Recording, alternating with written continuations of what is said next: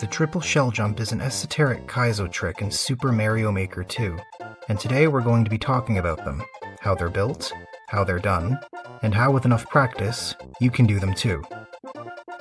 Not to be confused with the triple juggle, which involves a spring. Triple shell jumps contain 3 shells, all of which must be used for shell jumps. It looks like this.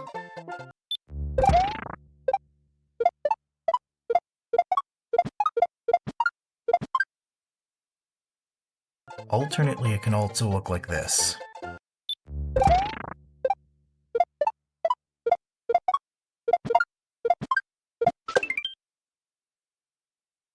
I'll explain the differences between these two strats in a little bit, but before we go any further, I should warn you that triple shell jumps are hard.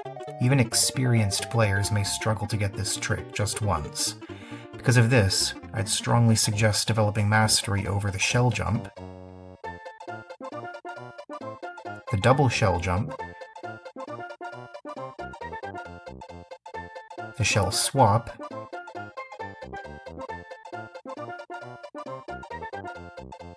as well as being familiar with some basic item juggling before attempting to learn the triple shell jump. Before we get into how to actually do triple shell jumps, I'd like to go over how they're set up.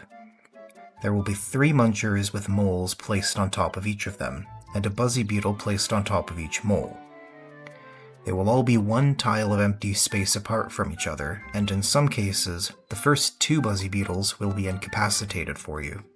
The wall will usually be 1 tile away from the 3rd buzzy beetle, but some creators like to put the wall 2 tiles away.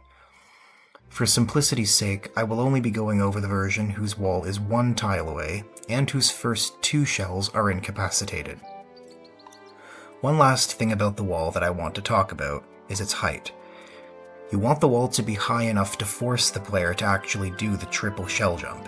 If the wall is too low, the player will be able to get over it with a double shell jump. Most levels set the wall's height to 18 tiles. It is possible to get even more than 18 tiles worth of height, but not as consistently. The wall should be just high enough to force the player to do a triple shell jump, but not higher.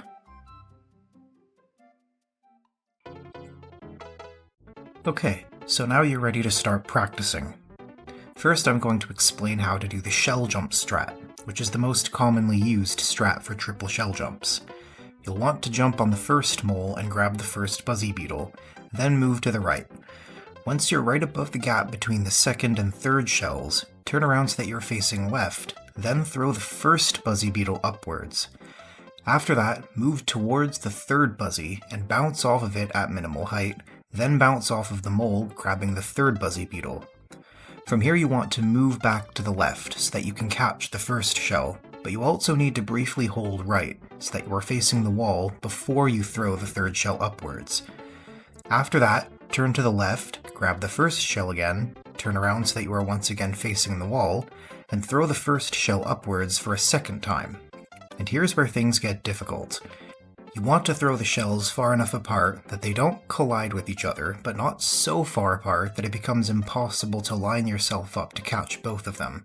Depending on how you throw the 1st and 3rd shells here, it may become impossible to complete the triple shell jump even if you do the following steps correctly. The next step is to land on the 2nd mole and shell jump with the 2nd shell. But this shell jump cannot be a full shell jump. There just isn't enough time before the other 2 shells come back down. This means that the first shell jump you make must be a controlled shell jump. After making this controlled shell jump, you want to immediately move left again. This helps line yourself up in such a way that you can catch the 2 remaining shells as they're coming back down. The 3rd shell will come down first. Turn around so that you're facing the wall, catch it, and throw it upwards. Then turn around to catch the 1st shell.